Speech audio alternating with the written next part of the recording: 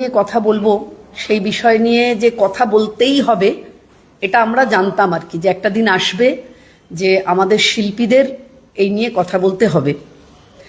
দেখুন, তৃণমূলের শাসনকালে পশ্চিমবঙ্গ শিল্পীদের জন্য নরক ভূমিতে পরিণত হয়েছে। আমরা দেখলাম যে গত 20শে ডিসেম্বর ভগবানপুরে সাউথ পয়েন্ট স্কুলে প্রথিতযশা শিল্পী লগ্নজিতা চক্রবর্তী এবং তাকে যেভাবে অপমানের সম্মুখীন হতে হয়েছে, তা কেবল একজন শিল্পীকে যে অপমান করা হয়েছে বা তার উপর আক্রমণ হয়েছে তা নয়, এটা বাংলার হাজার বছরের সংস্কৃতি ঐতিহ্যের মূলে কুঠারাঘাত করা হয়েছে। একজন মত্ত দাপুটে লোক সে মঞ্চে উঠে একজন শিল্পীকে বলছেন যে অনেক হয়েছে, এবার সেকুলার গান গা, তুই তুকারি, মারতে উদ্যত হচ্ছে। এখন এটা স্পষ্ট যে রাজ্যে আইনের শাসনের বদলে তোষণ এবং গুন্ডা রাজ চলছে পশ্চিমবঙ্গে। জাগো মা যে গানটি লগ্নজিতা গেয়েছে, ওর বোধহয় 7 নম্বর গানটি। প্রথম কথা, এই সমস্ত মত্তপানা গুন্ডামি এগুলো অনেক রাত্রিরে হয়। ওর শোটা কিন্তু সন্ধেবেলা শুরু হয়েছে 7টায়, এবং প্রায় 7:45টার সময় এই যে মূর্তিমান, যার নাম কি, মেহবুব মল্লিক, তিনি আবার নাকি ওই স্কুলের মালিক। স্কুলের মালিকের এই অবস্থা, শিক্ষা ব্যবস্থা চরম তলানিতে এসে পৌঁছেছে। সে তুই তাকারি করে লগ্নজিতাকে নিশ্চয়ই আপনারা সবাই জানেন, বসন্ত এসে গেছে বলে ও প্রথম গান গেয়ে আমাদের মুগ্ধ করেছিল। যাই হোক, তার কি পলিটিক্যাল অ্যাসোসিয়েশন ওরিয়েন্টেশন আমাদের জানবার দরকার নেই। সে একজন শিল্পী এবং তাকে ঘুষি মারতে গেছে তার নাকে। এই ঘটনাটি কিন্তু আজকে ওর উপর একলা হয়নি, আমার উপরও হয়েছিল। আমার 23 বছর যাত্রা করার অভিজ্ঞতার পরেও আমি যখন কাটমানি নিয়ে একটা কথা বলতে গেছিলাম, ঠিক এইভাবেই ওই রকমই একজন মেহবুব এরকম করে আমাকে বাঁ হাতটা এরকম করে বলছে, অনেক হয়েছে, নেমে আসো, টাকা পয়সা পেয়ে গেছে, এবার আস্তে আস্তে কেটে পড়ব। আমি এতদিনের একটা অ্যাকমপ্লিশড এবং অনেক বড় বড় গুরুদের কাছে অভিনয় শেখা শিল্পী আমাকেও বলেছিল, কিন্তু সেদিন আমাদের প্রডিউসারদের যেহেতু পরপর প্রত্যেক দিন শো থাকে, আমি সেদিনকে আমাকে বললো, দিদি থানায় যাবেন, আমার যিনি ছিল আমার সঙ্গে, এখন তিনি মারা গেছেন জাস্ট 1 বছর আগে। তা আমি বললাম যে না, ও বলেছে মদ খেয়ে বলেছে, তখন তো বাজে রাত্রি 12টা। হ্যাঁ ঠিক আছে থাক, ও এরকম বলেছে। কিন্তু সমস্ত রাস্তাটা আমি একজন শিল্পী, আমার কল দিয়ে যেমন জল পড়ে, আমার চোখ দিয়ে ওই রকম জল পড়তে আমি পরে অভিনয়ের আসরে গেছিলাম অনেক দূর, একটার পরে আরেকটা। তো এটাই কি আমাদের এখন সাংস্কৃতিক ফাসিজম শুরু হলো? এই ফাসিজম কি চলতেই থাকবে? এই যে শক্তির জাগো মা, এটা দেবী চৌধুরানী নিশ্চয়ই আপনারা জানেন, বঙ্কিমচন্দ্র চট্টোপাধ্যায়ের উপন্যাস, সেখান থেকে আমাদের সিনেমা হয়েছে।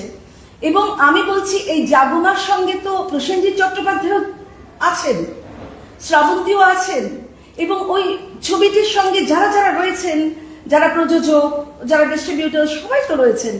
তারা কেন কোনো কথা বলছেন না? নাকি ওটা লগ্নজিতা, আচ্ছা ঠিক আছে, তার উপর ছেড়ে দেবেন। দেখুন, সবাই বলছে হিন্দু এক হও, আর আমরা বলছি শিল্প জগৎ এক হন। আপনারা যদি এক না হন তাহলে কিন্তু এটাই হতে থাকবে।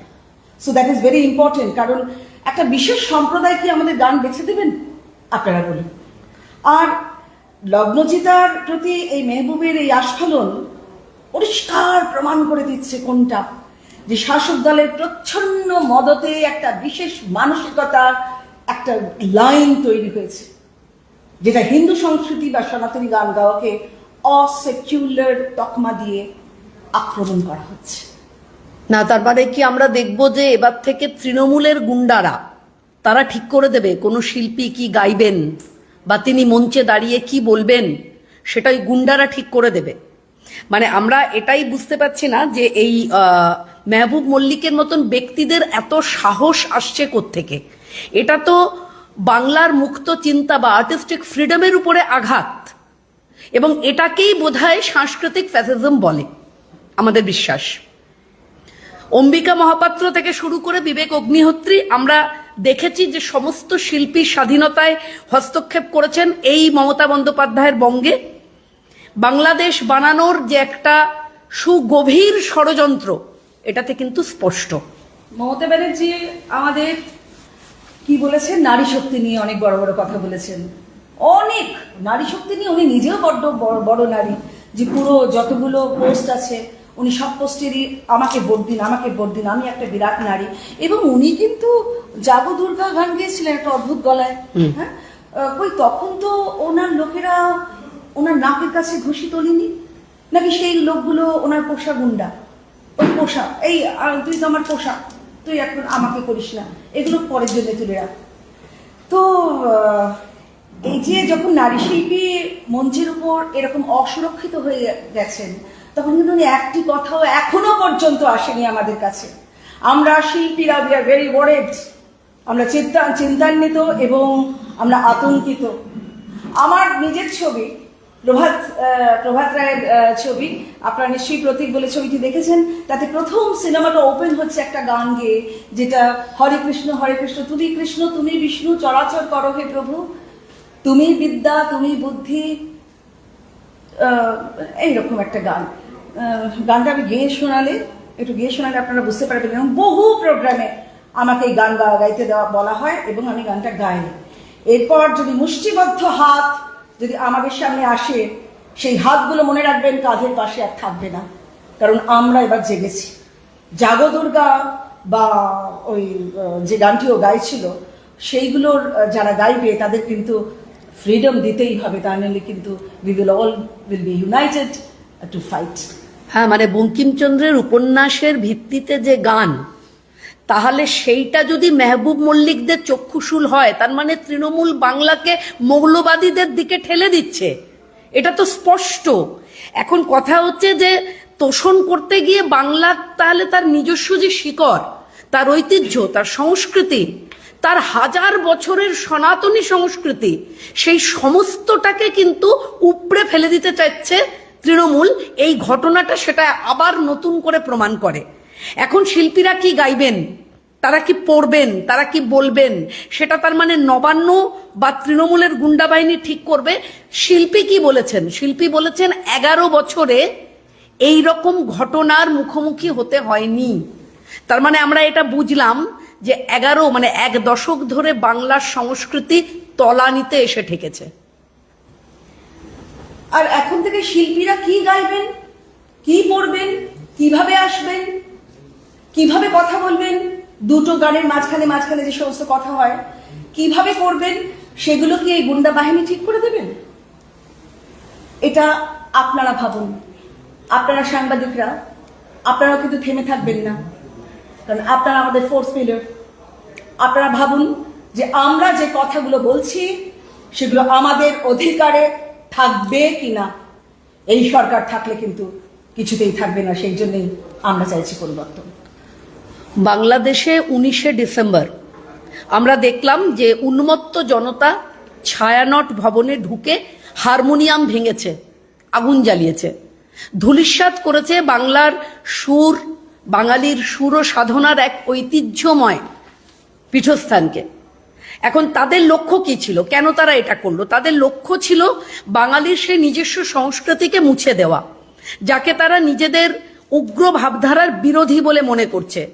ঠিক 19 তারিখ বাংলাদেশে এই ঘটনা ঘটেছে, ঠিক তার পরের দিন 20 তারিখ এপার বাংলায় ভগবানপুরে গায়িকা লগ্নজিতা চক্রবর্তীকে মঞ্চে উঠে মারতে যাওয়া, এবং লগ্নজিতা চক্রবর্তীর যিনি ম্যানেজার আর কি, ত্রিদীপ বাবু, তিনি গতকাল যে বিবৃতি দিয়েছেন সেটা ভীষণ খেয়াল করার মতন। তিনি অনেকটা বয়সের একটা মানুষ।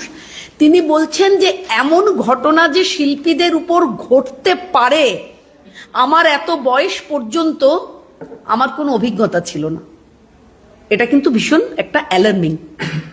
তাহলে ওপারে যদি হারমোনিয়াম বা বাদ্যযন্ত্রের উপর এইভাবে আঘাত হানা হয়, তাহলে শিল্পীর আত্মমর্যাদা, তার হিন্দু বিশ্বাস, বাঙালি সনাতনী ঐতিহ্যের উপর সরাসরি ভেরি নেকেড অ্যাট্যাক। এই অ্যাট্যাকটা এত নগ্ন হয়ে গেছে যে কারোর আর বুঝতে বাকি নেই যে আজকের পশ্চিমবঙ্গ কি হতে চলেছে। ছায়ানটের আগুন আর লগ্নজিতার মঞ্চে ঘটা শিউরে ওঠা ঘটনা কিন্তু একই সূত্রে বাঁধা। সীমান্তের ওপারে চলছে প্রকাশ্য মৌলবাদ, আর এই র্যাডিক্যালিজম কিন্তু সত্যি আর নেওয়া যাচ্ছে না। আর এপারে চলছে সেকুলারিজম। এই সেকুলারিজম, ধর্মনিরপেক্ষতা, ধর্ম, এই শব্দগুলোর মধ্যে একটা অদ্ভুত একটা আবেগ লাগিয়ে দিয়েছে, যেটা আমাদের বেঁচে থাকার পক্ষে প্রচন্ড অস্বস্তিকর। দুই জায়গাতেই লক্ষ্য গায়ের জোরে শিল্পীর কণ্ঠ রোধ করা এবং শিল্পচর্চার উপর বিশেষ রাজনৈতিক ও ধর্মীয় মতাদর্শ চাপিয়ে দেওয়া। মানে এটা তো এখন স্পষ্ট যে 19শে ডিসেম্বর ছায়ানটে হারমোনিয়াম ভাঙা হয়েছে ওপার বাংলায়, 20শে ডিসেম্বর এপারে লগ্নজিতার উপর মঞ্চে তুই তুকারি মারতে, মানে নাকের কাছে ঘুষি।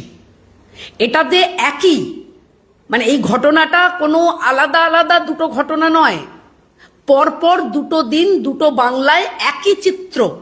এখন এটা থেকে আমরা বুঝতে পারি যে বাংলাদেশ আজ যে মৌলবাদী অসহিষ্ণু আগুনের লেলিহান শিখায় পুড়ছে, পশ্চিমবঙ্গ ঠিক সেই পথেই হাঁটছেন। মানে আজকের পশ্চিমবঙ্গ মমতা বন্দ্যোপাধ্যায়ের পশ্চিমবঙ্গ। আর শাসক দল তৃণমূলের এই অদ্ভুত প্রচ্ছন্ন প্রশ্রয় আর ভণ্ড তোষণ রাজনীতি, এই তোষণ রাজনীতি, এই যে অ্যাপিজমেন্ট, বারবার একটা কথাও না বলা বা কাউকে স্পোর্ট না করা। আজকে হুমায়ুন কবির নতুন দল খুললেন, তাকেও যদি প্রথমেই যদি ওই ভাগীরথীর ভাসিয়ে দেবো পিস পিস করে তখন যদি শাসনটা করতেন, তাহলে ওই অ্যাপিজমেন্টটা তখন যদি না করতেন, তাহলে কিন্তু আজকে না তৃণমূল কংগ্রেসের এই দিন দেখতে হতো, না আমাদের এই দিনটা দেখতে হতো। কাদের কাদের সমস্ত নাম দিয়েছে, ব্রাহ্মণ, হিন্দু, তাদেরকে উনি নামাচ্ছেন। তো এই যে টিপিক্যাল যে একটা মেরুকরণ, সেটা কিন্তু স্পষ্ট। তো যেটা বলছিলাম, এই রাজ্যে যখন শিল্পীরা নিজেরাই অসুরক্ষিত, তখন একজন গায়িকাকে ধমক দিয়ে সেকুলার গান গাওয়ার ফরমান দেওয়া হয়, তখন বুঝতে হবে এই রাজ্যের শাসন ব্যবস্থা আজ মৌলবাদী মানসিকতার কাছে একদম মাথা নত করেছে। এটি কেবল লগ্নজিতার অপমান নয়, একদম এই অপমান আমাদের সকলে। তরুণ মজুমদার সম্প্রতি প্রয়াত হয়েছেন, ওনার আগমন ভীষণ হিট হয়েছিল। একটি গান ছিল, যদি কেহ কৃষ্ণ চায় কোনো বাধা বাধা নয়, সুকৃষ্ণ দুকৃষ্ণ তবে রাধা রাধা হয়। রাধা মানে একটা চূড়ান্ত ফোকাল পয়েন্ট, যিনি কৃষ্ণের সঙ্গে এক হয়ে যাচ্ছেন। মানে কি, আমাদের মেধা, আমাদের শক্তি এবং আমাদের কাজ এক হয়ে যেতে হবে। কৃষ্ণ রাধা এগুলো প্রতীক, এইগুলো যদি পরপর পরপর আমরা জড়ো করতে পারি, তবে তো আমরা রাধা। রাধা মানে একটা চূড়ান্ত আরতি towards achievement, and that to successful achievement, যেটা এই ফাসিজম আমাদের নষ্ট করছে। না, এবং এটা অপমান শুধুমাত্র লগ্নজিতার অপমান নয়, এই অপমান রবীন্দ্রনাথের অপমান, এই অপমান বঙ্কিমচন্দ্রের অপমান, এই অপমান এই মুহূর্তে পশ্চিমবঙ্গে আপামর শিল্পীদের অপমান, যাদের কণ্ঠ থেকে তীব্র গর্জন আমরা আশা করেছিলাম। এই যে মৌলবাদ এবং গুন্ডা শাসন আজকেই যদি তাকে রোখা না যায়, তাহলে কিন্তু খুব শীঘ্রই পশ্চিমবঙ্গে বাংলাদেশের মতন এক ধ্বংসস্তূপে পরিণত হতে চলেছে, যেখানে গান কবিতা রাজত্ব করবে না, রাজত্ব করবে উগ্রবাদ। শিল্পীর মঞ্চে মেহবুবদের দাপাদাপি বাড়তে থাকবে। অবিলম্বে সেটা যদি বন্ধ না করা হয়, তাহলে কিন্তু সংস্কৃতি রক্ষা পাবে না। তীব্র প্রতিরোধ, গণরোষের দাবানলে তোষণকারী ক্ষমতার মসনদ এই যে গড়ে উঠেছে তৃণমূল কংগ্রেসের, সেইটাকে বাংলা সংস্কৃতি রক্ষা করার এই দাবি আমরা জানাচ্ছি। আমরা দোষীদের কড়া শাস্তির দাবি জানাচ্ছি। মমতা বন্দ্যোপাধ্যায়ের কাছে প্রশ্ন করছি, ভোটের রাজনীতিতে আপনি বাংলাকে এভাবে উগ্রবাদীদের হাতে তুলে দিচ্ছেন কেন? সোনার বাংলাকে পাকিস্তান বানাচ্ছেন কেন? এর উত্তর আপনাকে দিতে হবে মাননীয় মুখ্যমন্ত্রী। আপনি পশ্চিমবঙ্গকে উগ্রবাদীদের হাতে তুলে দিচ্ছেন কেন? 5 বছর আগেকার কথা, 2020 কি হয়েছিল নিশ্চয়ই আপনাদের মনে আছে। আসলে আপনাদের স্মরণ শক্তি না বড্ড ঘষে যাচ্ছে। চায়ের কাপে ফুরিয়ে যাচ্ছে। সাংবাদিকদেরও বলছি আর আমাদের মানুষদেরও বলছি, প্লিজ স্মরণ করুন, আর সামনে 26-এ সেই সব স্মরণ করে ঠিক জায়গায় ভোট দিয়ে আপনারা আমাদের শিল্পীদের এবং নিজেদের রক্ষা করুন। Murshidabad Raghunathganj sub division, Shamsherganj block, Advaitanagar গ্রাম, প্রায় 12,000 বাসিন্দা। সেখানে ফতোয়া দিয়ে হয়েছিল। কি কি ফতোয়া? ক্যারম খেললে 500 টাকা জরিমানা, টিভি দেখলে, মোবাইল ফোন দেখলে বা কম্পিউটারে গান শুনলে 1,000 টাকা জরিমানা। শুধু 1,000 টাকা জরিমানা নয়, কান ধরে উঠবোস করা। আগে হ্যাঁ, এই পশ্চিমবঙ্গে, ভুলে যাননি আপনারা। এই যে বলছে, এগুলো সব আপনাদের স্মরণে পরপর পরপর পরতে পরতে আসছে। এখানে তৃণমূল কংগ্রেসের আজহারুল শেখ সগর্বে সেটিকে সেকেন্ড করেছিলেন। তিনি সমর্থন করে বলেছিলেন যে, আচ্ছা, যা যা বলেছিলেন সেটা ইন্ডিয়ান এক্সপ্রেসে ইংরেজিতে আমি আপনাদের সামনে পড়ে শোনাচ্ছি। We decided to impose a ban on a series of activities to stop the young generation from adopting methods which will lead to their moral and cultural degradation. We cannot allow them to listen to music and watch movies and serials which do not fit our religious culture. Our religious culture? কাদের religious culture? এটা তো আমাদের পশ্চিমবঙ্গে। Hour মানে কারা? গান গাইলে কাদের ধর্মীয় সংস্কারে আঘাত লাগে আপনারা ভাবুন। এটা খুবই কাকতালীয় যে এই শামশেরগঞ্জে ধুলিয়ানে হিন্দুদের উপর একতরফা আক্রমণ হয়েছিল 2025-এর এপ্রিল মাসে। মনে আছে নিশ্চয়ই? আমাদের যারা কস্টিউম পরায় তারা কিন্তু মুসলমান, এবং তাদের ছেলেমেয়েরা, ভাই বোনরা ওইখানে থাকতে ধুলিয়ানে। আমাকে বলছেন আমাদের জামা কাপড় দেওয়ার সময়, দিদি খুব মুশকিলে পড়ছি। মুসলমানরা বলছে, দিদি খুব মুশকিলে পড়েছি, মেয়েদের তো বোঝা যায় না, ওই সালোয়ার কামিজ পরে যখন যাচ্ছে দূর থেকে বেত করে ওই কামিজটা এরকম করে তুলছে। ভাবছি ওরাও বুঝি হিন্দু। ওরা তো হিন্দু নয়, ওরা তো আমাদের মতো মুসলমান। তাই মুসলমানের হাতে মুসলমানরা কিভাবে অত্যাচারিত হচ্ছে, লাঞ্ছিত হচ্ছে, সেটাও কিন্তু একটু দেখার কথা। এটা আমাদের রোজকার এক্সপিরিয়েন্স না। এবং এই ভগবানপুরের যে থানার ওসি শাহনাজ হক, তার কাছে যখন প্রথমে গেছে তখন তিনি বলেছেন যে না, নাম লিখে তো আমরা নিতে পারবো না, আপনি জেনারেল ডায়েরি করুন। কেন নাম লিখে পারবেন না? নাম, অ্যাড্রেস আমরা তো মানে খুঁজে পাবো না। মানে মেহবুব মল্লিক ওই সাউথ পয়েন্ট স্কুলের মালিক, তো তার নাম পাবেন না। আসলে দেখুন, মূলত আমরা যেটাতে ফোকাস করছি সেটা হচ্ছে তৃণমূল হারতে চলেছে, তৃণমূল হারতে চলেছে, তৃণমূল হারছে। সেই কারণেই নানাবিধ পরিস্থিতি প্রমাণ করছে যে বর্তমানে তৃণমূলের পরিস্থিতিটা কি। এবং আজকে আমরা যেটা দেখছি যে লগ্নজিতার উপর ঘটে যাওয়া এই ঘটনায় শিল্পীকুল চুপ। কেন চুপ? কোথায়? কেন কথা বলছেন না? যারা এত কবিতা লেখেন, শ্রীজাতর কলমের কবিতা নেই কেন? লগ্নজিতার উপরে যে আক্রমণ ঘটেছে, সেই আক্রমণ আজকে লগ্নজিতা জাগো মা গেয়েছে বলে থামিয়ে দেওয়া হয়েছে। কাল লগ্নজিতা সেকুলার গান গাইলেও থামিয়ে দেওয়া হবে। পরশু লগ্নজিতা চক্রবর্তী বলে তাকে মুখ বন্ধ করা হবে। তারপর লগ্নজিতা যদি হিজাব পরে নেয় আর কোনো অসুবিধে নেই। এটাই তো চাওয়া। কিন্তু আমাদের কথা হচ্ছে যে গোটা শিল্পীরা, গোটা পশ্চিমবঙ্গের শিল্পীরা চুপ করে আছেন কেন? লগ্নজিতা তো মানে এই মুহূর্তে দাঁড়িয়ে তার স্টেটমেন্ট থেকে আমরা বুঝতে পারছি যে সে আতঙ্কগ্রস্ত। তো একজন শিল্পীর মঞ্চে দাঁড়িয়ে তার স্বাধীনতা নেই। একজন শিল্পী তার মঞ্চে দাঁড়িয়ে সে তার নিজের ইচ্ছে মতন গান গাইতে পারছে না, কবিতা পাঠ করতে পারবে না। আমাদের এরপরে দেখা যাবে কেউ থিয়েটার করলে সেই থিয়েটারটাকে স্ক্রিনিং করছে পাড়ার গুন্ডারা। এবং আমরা দেখেছি যে এইরকম ভাবে মানে পাপিয়াদি আছেন, আমি আছি, আমাদের আরো শিল্পী বন্ধুরা আছে, যারা আমরা একটি বিশেষ রাজনৈতিক দলের ভারতীয় জনতা পার্টির প্রতিনিধিত্ব করি বলে আমাদের দরজা বন্ধ হয়ে গেছে। আজকে লগ্নজিতার পরেই আক্রমণে সমস্ত গান হলো না কেন? রাস্তায় গিটার নিয়ে নামা হলো না কেন? কেন কোনো প্রদীপ জ্বালিয়ে কোনো মোমবাতি জ্বালিয়ে মিছিল হলো না?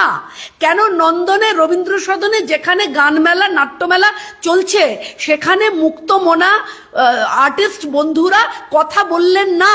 সবাই কেন চুপ করে রইলেন? আমি একটা কথা, এটা প্রশ্ন আমাদের। আপনাদের পকেট কি খুব ভর্তি? অনেকটা পকেট ভরা, অনেকটা মন ভরা। আর এখানে এই যে ড্রেস সার্কেল যেটা আছে সেটা পুরো ফাঁকা হয়ে গেছে, টপ ফ্লোর পুরো ফাঁকা হয়ে গেছে। আপনাদের সিনেমা থিয়েটার লিটারেচারের মানুষ পুরোটা ফাঁকা করে ফেলেছেন। আপনারা কথা বলুন, কারণ এই সরকারটি আর থাকবে না সেটা আপনারা বুঝতে পেরেছেন মোটামুটি। যতটা সম্ভব বাঁচানোর চেষ্টা করছেন, কিন্তু আর বাঁচাবেন না, কারণ টপ ফ্লোর ফাঁকা হয়ে গেলে কিন্তু মনটাও ফাঁকা হয়ে যায়। আর মন যদি ফাঁকা হয়ে যায় তখন কায়াটাও আর থাকে না। আমাদের চেতনা মানে আমাদের conscience, our inner conscience should come out now. Joy, আপনি কি বলছেন? এত সুন্দর সুন্দর কবিতা লিখেছেন, আপনার কবিতা পড়ে আগে আমরা মুগ্ধ হতাম। কোথায় সুভদ্রা? আপনি তো সেই ময়ূরপঙ্খী লিখেছিলেন, কত জায়গায় পড়েছি। আমার লেখা কবিতার সাথে আপনি বলতেন যে ময়ূরপঙ্খী গানটা, ময়ূরপঙ্খী কবিতাটা একটু পড়ো। পড়তাম, সর্বত্র পড়তাম। সেদিনকেও আপনি সামনে ছিলেন, আপনার ময়ূরপঙ্খী কবিতা পড়ে কিন্তু আপনাকে আমি জাগানোর চেষ্টা করেছিলাম। সুভদ্রা, আপনারা জাগুন, আর পড়ে থাকবেন না। যত প্রিভিলেজেস পেয়েছেন ভুলে যান। এবার কিন্তু আবার আরেকবার বদল করার পালা। হ্যাঁ, মানে যারা পরিবর্তন চাই বলে যে শিল্পীরা মাঠে নেমেছিলেন সেদিন, তারা চুপ কেন?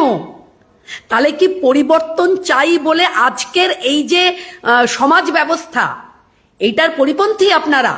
তাই কি বাংলা রশ্মিতা নিয়ে বাংলায় অনেক কথা হয়, কিন্তু পশ্চিমবঙ্গে এই মুহূর্তে শরিয়াতি আইন লাগু করবার চেষ্টা হচ্ছে। মেয়েদেরকে বলা হয় রাত্রির 8টার মধ্যে তারা ঘরে ঢুকে যাবে। এবং লগ্নজিতা একজন মহিলা শিল্পী, নারী মুক্তির কথা, এত নারী শক্তির কথা বলা মাননীয় মুখ্যমন্ত্রী, আপনি একটা কোনো স্টেটমেন্ট দেননি। সুতরাং আমরা চাই যে সমস্ত শিল্পীদের কাছে আজকের আপনাদের মাধ্যমে সমস্ত পশ্চিমবঙ্গের আপামর শিল্পীদের কাছে এই আগ্রহ রাখতে যে আসুন সবাই মিলে এর প্রতিবাদে গর্জে উঠি। গোপালপুরের এটা একটু ধরে দেবেন। গোপালপুরের এই যে এটা ধরে নিন। গোপালপুরে এই পোস্টারটা পড়েছিল, গোপালপুরে এই পোস্টার পড়েছিল। যারা যারা দেখতে পেলেন না, আমি এবার পড়ে শোনাচ্ছি। কি লিখেছিল? গান বাজনা সম্পূর্ণভাবে নিষিদ্ধ, সৌজন্যে কারা? গ্রামবাসী বৃন্দ ও মসজিদ কমিটি। গান বাজনা বন্ধ। এটা যেন সেই বন্দে মাতরম, আজকে 150 বছরের বন্দে মাতরম চতুর্দিকে সেলিব্রেটেড হচ্ছে। জিন্না এবং নেহরু বন্ধ করে দিয়েছিল কোন কোন স্তবকগুলো? কোটি কোটি কণ্ঠ কলকল নিনাদ করালে, কোটি কোটি ভুজেই ধৃত কর খড়বালে। মানে কোটি কোটি কণ্ঠ যখন ভয়ঙ্কর ভাবে আওয়াজ করবে, কোটি কোটি ভুজেই মানে হাত ধৃত কর খড়বালে, মানে খড়গ যখন উঠবে। অবলা কেন মা তুমি এত বলে, মানে আমাদের ভারতবাসী কিন্তু অবলা নয়, অনেক বলশালী, বহু বলধারণী, নবানী চরণ। তো এই যেগুলো বন্ধ করা হয়েছিল সেগুলো কিন্তু শাস্ত্রী মহাশয় যখন বারণ করেছিলেন জিন্নার দুই ভাই যে না এই গানগুলো করা যাবে না, তখন শাস্ত্রী মশাই বলেছিলেন গাইলে পুরোটাই গাইব, নইলে গাইব না। তখন তারা অপমান করে, আমাদের ভারত ভূমিকে অপমান করে জিন্না ভাইরা চলে গেছিলেন, কিন্তু পুরো গানটি তখন গাওয়া হয়েছিল, কিন্তু ভারতবাসীকে আর জানতে দেওয়া হয়নি। সেই জন্য ভারতবাসী এখনো কিন্তু বন্দে মাতরম গান পুরোটা জানেন না। আরো আছে ত্বং হি দুর্গা দশপ্রহরণা ধারিণী, মানে তোমার প্রতিমা গড়ি মন্দিরে মন্দিরে, মানে ভারত মাতাকে আমরা হৃদয়ের মন্দিরে মন্দিরে আমরা ধারণ করেছি। সেই সব গান কেটে দেওয়া হয়েছিল। আর এই বন্দে মাতরম এমন একটা মন্ত্র যেখানে আমাদের স্বাধীনতা সংগ্রামীরা এই বন্দে মাতরম গানে তারা ওই ছোট ছোট ক্ষুদিরাম, ছোট ছোট সব শহীদরা, তারা তারা ফাঁসির দড়ি গলায় তুলে নিয়েছিলেন। বন্দে মাতরম গানের এত জোর, তাহলে আমাদের গানের, আমাদের অভিনয়ের, আমাদের নাচের, আমাদের অঙ্কনের এত জোর, সেটা কি সহ্য করতে পারছেন না? তাই জন্য এই এটা যেখানে যেখানে ডেমোগ্রাফি চেঞ্জ হয়েছে, অর্থাৎ নদিয়া, মুর্শিদাবাদে, উত্তর 24 পরগনা, দক্ষিণ 24 পরগনা, একদম শরীয়তি আইন লাগু হচ্ছে। তো দুর্গাপুজোয় আজানের সময় ঢাক মন্ত্রোচ্চারণ করা যাবে না, উলু বাজাবা না, শাঁখ বাজাবা না, উলু দেবা না। এতদিন মিডিয়া সত্যি মাথা ঘামায়নি, কারণ আমাদের কলকাতা বেস্ট শিল্পীদের উপর এইরকম এতটা হয়নি। এই যে আমার সাথে যে হয়েছিল, আমি ভাবলাম পরপর শো, একটা মদ্যপ মানুষ এসে বলেছে থাক, আমার নিজের কষ্ট হয়েছে, খুব কষ্ট হয়েছে, কল দিয়ে যেমন জল পড়ে ওই রকম জল পড়ছিল যাওয়ার সময়, কাউকে বলতে পারিনি। কিন্তু আর যাত্রাটা ওই রকম, আগে আমাদের টিকিট কেটে হতো, এখন আমাদের মাননীয়ার সৌজন্যে সব বিনা পয়সায়, এবং তারা আসে মাদের বোতল নিয়ে। কিন্তু ওই যে একটা এত বড় বড় গুরুদের কাছে আমাদের যে শিক্ষা, আমাদের যে পবিত্রতা, সেটা কেমন জানি মনে হচ্ছে আর রাখা যাচ্ছে না। যে কারণে এত বছর অভিনয় করার পর যাত্রায় এত প্রতি বছর বলেন যাত্রার মালিকরা, আরেকবার করুন না, আরেকবার করুন না দিদি, আমরাই আপনাদের এইভাবে তৈরি করলাম, আপনারা চলে যাচ্ছেন, কি করে থাকবো, কি করে থাকবো? সাংস্কৃতিক ফ্যাসিস্টরা এসে আমাদের নাকের সামনে ঘুষি মারছে। কিন্তু যখন মমতা ব্যানার্জি জাগো দুর্গা করেছিলেন না, করেছিলেন তো, তখন তো কেউ ঘুষি মারতে আসেননি না। এবং এটা তো আমরা কন্টিনিউয়াসলি দেখতে পাচ্ছি। সরস্বতী পুজো বন্ধ করে দেওয়া হচ্ছে, সীমান্তবর্তী অঞ্চল, হ্যাঁ, স্কুলে সরস্বতী পুজো বন্ধ, দুর্গা পুজো বন্ধ করে দেওয়া হয়, কালী মূর্তির মুন্ডচ্ছেদ হয়, তাকে প্রিজন ভ্যানে তোলা হয়, তারপরে মা সরস্বতীর মুন্ড, এটা তো আমরা দেখছি, এটা তো আমাদের হয়ে চলেছে। এবং এর প্রতিবাদ আজকে বাঙালি হিন্দুরা এখনো অন্যদিকে মুখ ঘুরিয়ে থাকা, আসলে সেই গল্পটার মতন যে আমার পাড়ার থেকে একটু দূরে একটা বাড়িতে ওরা তখন আগুন জ্বালাচ্ছিল, আমি চুপ করেছিলাম, কারণ আমার বাড়িটা অনেকটা দূরে ছিল। তারপরে আমার পাশের পাড়ায় ওরা এসে আগুন লাগালো, আমি তখনও চুপ করেছিলাম, কারণ আমার বাড়িটা একটু দূরে ছিল। কাল যখন ওরা আমার বাড়িতে এসে আগুন লাগাবে, আমার আর্তনাদ কেউ শুনবে না, তার কারণ আমি কারোর আর্তনাদ শুনিনি। এমনটা যেন না হয়। পশ্চিমবঙ্গের আপামর শিল্পীদের কাছে আমরা অনুরোধ করছি, আপনারা জাগুন, আপনারা কথা বলুন, আপনারা প্রতিবাদে সোচ্চার হন। মমতা ব্যানার্জি বা তৃণমূল কংগ্রেসের এই যে সরকার, এই সরকারের অবলুপ্তি সময়ের অপেক্ষা। তৃণমূল কংগ্রেস হারছে, তৃণমূল কংগ্রেস হারতে চলেছে। মমতা বন্দ্যোপাধ্যায় প্রাক্তন মুখ্যমন্ত্রী হতে চলেছেন সময়ের অপেক্ষায়। তাই তাকে ভয় পেয়ে শিল্পীদেরকে এই যে ভরা সভায় যে অপমানের সামনাসামনি করতে হলো, সেই অপমানের হাত থেকে শিল্পীদের রক্ষা করার দায় আমাদের শিল্পীদের।